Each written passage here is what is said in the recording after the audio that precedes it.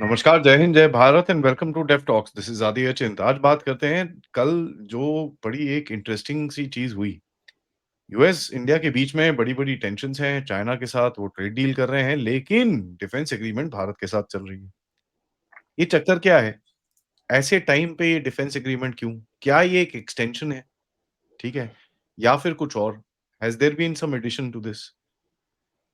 2 moves हुई हैं, एक तो चाबहार का जो बैक ट्रैक किया है इन लोगों ने विद रिगार्ड्स द सैंक्शंस एक वेवर-शेवर जो भी आप बोल लीजिए उसको। एंड दूसरा ये, what is happening here? Let's find out. Prithvi भाई, नमस्कार। नमस्कार आदि भाई, आपकी what is your first impression? Transactional. So देखिए यहाँ पे इसको इस तरह से देखें तो it will be easier to understand कि यूएस की हमेशा से एक डुअलिटी ऑफ अप्रोच रहा है when it comes to foreign policy. Duality of approach का मतलब यहाँ पे ये है कि डिपार्टमेंट ऑफ डिफेंस का एक अप्रोच होता है और डिपार्टमेंट ऑफ स्टेट का एक और अप्रोच होता है, और कभी-कभी ऐसा भी होता है कि दो डिफरेंट डायरेक्शंस में जा रहा है। तो इसको अचानक देखने से लगेगा कि ये टोटली एक कॉन्ट्रडिक्टरी अप्रोच है।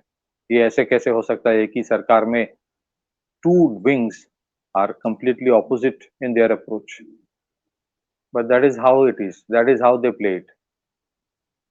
तो आप देखेंगे बाइडेन एडमिनिस्ट्रेशन के टाइम भी डिपार्टमेंट ऑफ डिफेंस जो था वो बहुत प्रोएक्टिव था कि एग्रीमेंट हो जाए, डिफेंस डील्स हो जाए।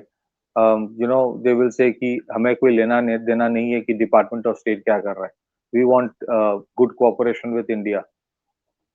बट आप फिर डिपार्टमेंट ऑफ स्टेट की अप्रोच देखोगे, उस टाइम यूएस एड हुआ करता था, किस तरह के एलजीबीटीक्यू रेजिम चेंज वाला, फिर इंडिया के गवर्नमेंट को अंडरमाइन करना, फिर वो सब इंडेक्स विंडेक्स को बहुत प्रमोट करना कि इंडिया बहुत ही बुरे हाल में है। फिर उसके बाद जब इंडिया के कोई हेड ऑफ स्टेट या कोई जाएगा यूएस में तो उनके बड़े-बड़े न्यूज़पेपर में ऐड दिलवाना about how bad India is, बहुत कुछ हुआ। सो इस बार भी ये जो 10 ईयर डिफेंस एग्रीमेंट है, अपैरेंटली इट माइट सीम कि बहुत नया चीज़ है। लेकिन आपको याद है, आपको भी पता है आदि भाई कि एक 2+2 डायलॉग फोरम बहुत साल से है, 6-7 साल से। 2+2 मतलब हर साल secretary of state and secretary of defence US के और इंडिया के foreign external external affairs minister और डिफेंस मिनिस्टर मीट करते हैं। 2+2 डायलॉग कहा जाता है इसको। फिर उसके बाद prime minister Modi when he became the prime minister 2005-15 onwards, India के साथ यूएस का बहुत सारे इंटरनेशनल जो एक्सक्लूसिव ग्रुप्स होते हैं उसमें यूएस की तरफ से हरी झंडी दी गई थी, जैसे MTCR missile technology control regime. फिर उसके बाद यूएस के साथ हमारा जो वो एक एग्रीमेंट हुआ कॉमकासा, कम्युनिकेशन इंटरऑपरेबिलिटी का। फिर उसके बाद बेसिक एक्सचेंज फॉर कोऑपरेशन, वो जियो स्पेशियल इमेजेस के लिए होता है। फिर LEMOA, logistic exchange memorandum of agreement. तो फिर उसके बाद एक और भी है जहाँ पे जहाँ पे ये है कि इंडिया के साथ वो स्ट्रेटेजिक टेक्नोलॉजी भी शेयर करे, उसका भी एक एग्रीमेंट हुआ था, उसका एग्जैक्ट याद नहीं है मुझे नाम। तो यूएस ऑलवेज वांटेड कि ये सब इंडिया के लिए भी जरूरी था, ऐसा नहीं कि इंडिया के लिए जरूरी नहीं था। कि वॉसेनर अरेंजमेंट है, ऑस्ट्रेलिया ग्रुप है, ये सारे में क्या होता है, you get access to global supply of nuclear material, uranium. तो हमेशा से यूएस का एक अप्रोच रहा ताकि कि ये सब देंगे and then we will elevate that strategic partnership towards what you call allies। But India के लिए इट वाज वेरी क्लियर कि yes we are strategic partner, yes areas है, कन्वर्जेंस है, बट एक फेज ऑफ टेक्नोलॉजी डिनाइल भी हमने face किया US से। सो कोऑपरेशन अगर होता है in defence, that is fine, but that doesn't mean, इसका मतलब ये नहीं है, बिल्कुल ही नहीं है कि कल अगर आप कोई जंग में जा रहे हो तो मुझे भी उसी में जंग में जाना पड़ेगा। even if I don't agree to it. So this has been the difference. Now इसमें क्या क्या है बेसिकली, ये कल इसमें अगर आप बात करें कि what are the areas where work will happen, एक road map for deeper military collaboration. देखिए, एक चीज तो इट्स वेरी क्लियर, जैसे मैंने डुअलिटी ऑफ अप्रोच कहा, ये डुअलिटी ऑफ अप्रोच शायद इंडिया की तरफ से भी है। When it comes to the trade deal, बहुत सारे रेड लाइंस हैं, but when it comes to other military collaborations, वो तो है, मिलिट्री एक्सरसाइज तो होता ही है। यूएस के साथ इंडिया के साल में कितने मिलिट्री एक्सरसाइज होता है, उसका कोई मतलब अगर आप मुझसे पूछे वो हिसाब ही नहीं है शायद। सो उसके साथ उसके बाद मिलिट्री कोलैबोरेशन भी होता है, इंटेलिजेंस शेयरिंग भी होता है। That's a normal military intelligence sharing होता है। फिर टेररिज्म रिलेटेड, काउंटर टेररिज्म में एक बहुत बड़ा कोलैबोरेशन है। सो क्या होता है कि इंडिविजुअली एक एक प्रेसिडेंट का एक अप्रोच रहता है, और वो कहीं ना कहीं एस्टेब्लिशमेंट का ही है, वेदर इट्स बाइडेन और ओबामा और Trump, and on the face of it we do not agree to it. But इसका मतलब ये नहीं है कि एडमिनिस्ट्रेशन के साथ एडमिनिस्ट्रेशन का पूरा एकदम 36 का आंकड़ा है, ऐसा बिल्कुल नहीं होता है। तो आप अगर कोई बोलेगा अरे ये तो हिपोक्रेसी है, नहीं, ये हिपोक्रेसी नहीं है, इसी को डिप्लोमेसी कहा जाता है, इसी को डिप्लोमेसी कहा जाता है। सो उसके साथ दो तीन और चीजें हैं जहां पे मतलब अगर आप ये पीट हेग्सेट जो कहता है, I just read it out, उनके जो सेक्रेटरी ऑफ डिफेंस है, I want to express gratitude to minister Singh for the partnership we have with India. It's one of the most consequential in US India relationships in the world. Our strategic alignment is built on shared interest, on mutual trust and commitment to a secure and prosperous Indo-Pacific region. तो देखो ये अच्छी-अच्छी बातें कही गई है। लेकिन इसका मतलब ये नहीं कि इंडिया इज नॉट अवेयर। ऐसा नहीं है कि ये साइन करते वक्त इंडिया अवेयर नहीं है कि पाकिस्तान के साथ क्या हो रहा है या बांग्लादेश में क्या हो रहा है। बट वही होता है कि should I completely abandon a relationship या फिर I maintain the relationship and engage and get my things done. One thing everyone has to understand कि यूएस के अंदर भी बहुत सारे contradictions होते हैं। अगर उनका एक specific approach है, right now it appears towards Pakistan and Bangladesh थोड़ा सा containment strategy दिख रहा है and it is there. It does not mean that the whole of the US as a country or the पूरे establishment इससे agree करता है। आप देखेंगे there are voices critical of it coming from US itself. उनके वहां पे भी वही इशू है जो यहाँ होता है कि डिप्लोमेट्स या उनके policy makers while in service they can't say, पर बहुत सारे उनके एक्स डिप्लोमेट्स देखेंगे they are saying the same thing. So I think when it comes to engine collaboration, US की तरफ से भी बहुत इंटरेस्ट है, नहीं we should also collaborate. When it comes to make in India, उनके तरफ से भी बहुत इंटरेस्ट है कि यहाँ पे डिफेंस में we should collaborate and make, लेकिन उसके लिए क्या होता है, you require an framework, you require an agreement. तो ये जो एग्रीमेंट है, this is for ensuring US की तरफ से कि वो यहाँ पे इन्वेस्ट करे, मेक इन इंडिया का पार्ट हो, कोलैबोरेट करे, प्रोडक्ट्स बनाए, इंडिया को बेचे। अब इंडिया खरीदे कि ना खरीदे वो अलग चीज है। यहाँ मेक इन इंडिया का मतलब ये नहीं कि गारंटी नहीं होता है कि हर चीज यहाँ खरीदा जाएगा। So they want to be part of the blooming, blossoming, expanding market, right? And I'm not, I don't know, but I hope कि ये जो issues होता है when it comes to delivery of G engine, ये सब उठाया जाए। I'm sure they are being raised कि डिफेंस कोऑपरेशन, डिफेंस एग्रीमेंट तो अच्छी चीज है, बट डिफेंस एग्रीमेंट भी होता है, लेकिन जी की तरफ से when it comes to supply, there are question marks. 6 Apache helicopter deliver करने में 5 साल लगा दिया। There are question marks. MH-60 helicopter का पूरा डिलीवरी अभी तक नहीं हुआ, 24 ऑर्डर किया गया था। बट सरप्राइजिंगली अगर आप 2015 ऑनवर्ड्स देखें, जो अपाचे हेलीकॉप्टर तब इंडियन एयरफोर्स ने ऑर्डर किया था 22, फिर उसके बाद शिनूक हेलीकॉप्टर ऑर्डर किया गया था, फिर उसके बाद M777 हावित्जर जो है बनाया गया था, मतलब इंडिया ने ऑर्डर किया था, फिर certain part of it India में महिंद्रा ने बनाया था in collaboration with BAE systems USA. उनकी डिलीवरी में इतनी प्रॉब्लम्स नहीं थी। The problems are of the recent past. So कहीं ना कहीं कुछ चीजें तो है। So I think the defence cooperation का जो फ्रेमवर्क है, एक आपको भी फोरम देता है कि you go and talk, minister of defence directly can talk to the defence secretary की these are the issues I am facing. हमारे C-17 के फ्लीट है, C-130 के फ्लीट है, शिनूक के फ्लीट है, अपाचे के फ्लीट है, वो है, पीएटाई पोसाइडन के फ्लीट है, वो है, पर उसके स्पेयर्स, उनकी मेंटेनेंस, उनके वेपन सिस्टम्स, उनकी अपग्रेडेशन, ये इश्यूज होता है। Suddenly you cannot abandon everything. So that's why these agreements are required. That doesn't mean कि कल एकदम पूरा सब problem sort out हो गया, ऐसा नहीं है। It doesn't mean all problems have been sorted out. एक डिफेंस का कोऑपरेशन फ्रेमवर्क एग्रीमेंट अगर होता है, इसका मतलब नहीं कि चलो इस हफ्ते ये हो गया, अगले हफ्ते डिफेंस ट्रेड डील भी कर लेंगे, ऐसा भी नहीं है। ट्रेड का अलग फ्रेमवर्क है, डिफेंस का अलग फ्रेमवर्क है। Trade has far more number of stake holders, more at stake.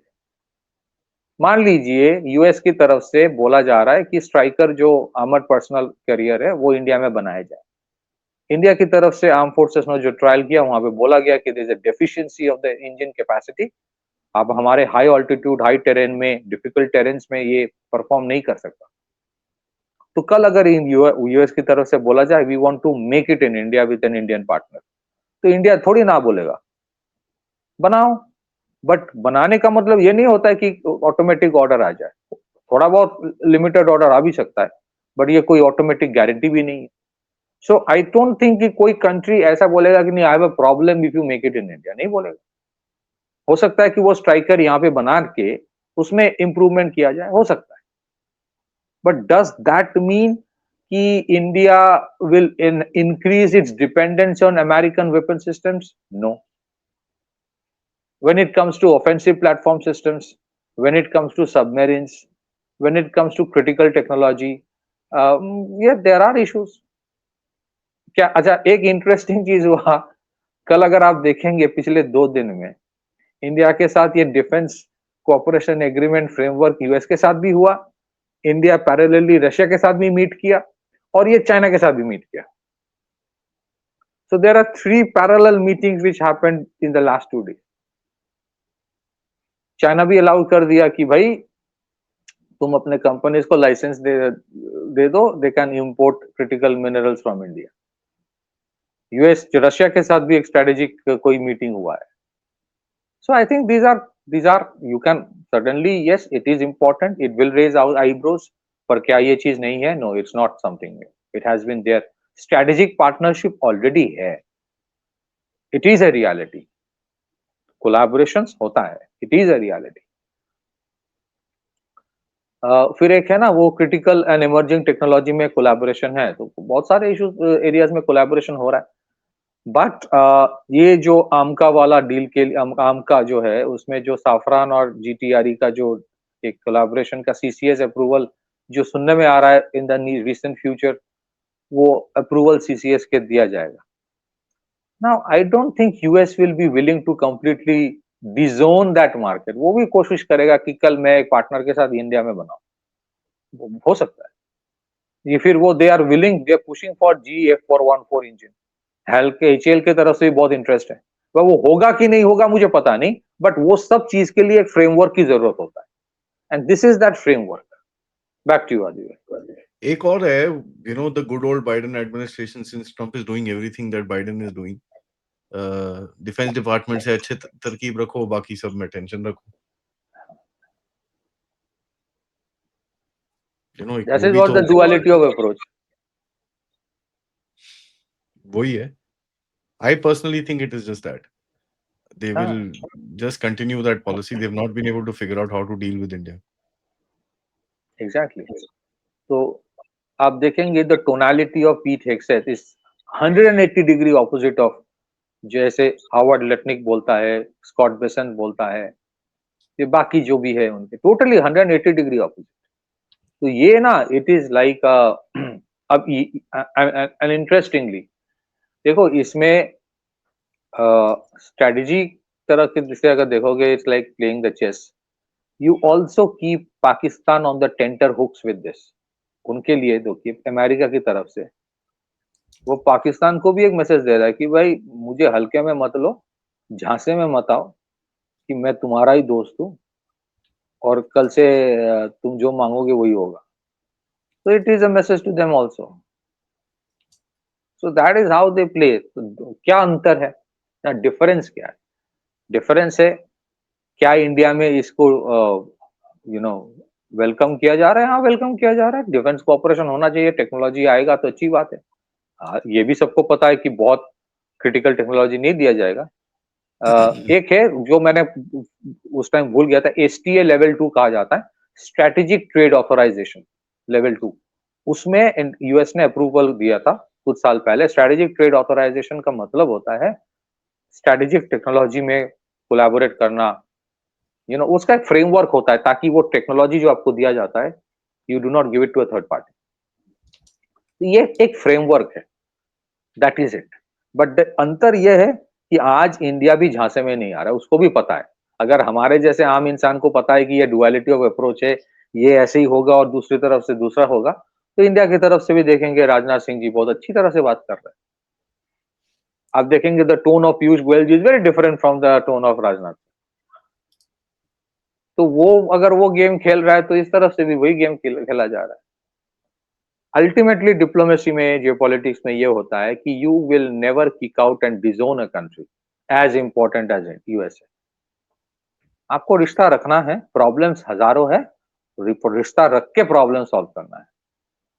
It's not, of course we all agree कि US is not Pakistan, of course we agree that US is not Bangladesh.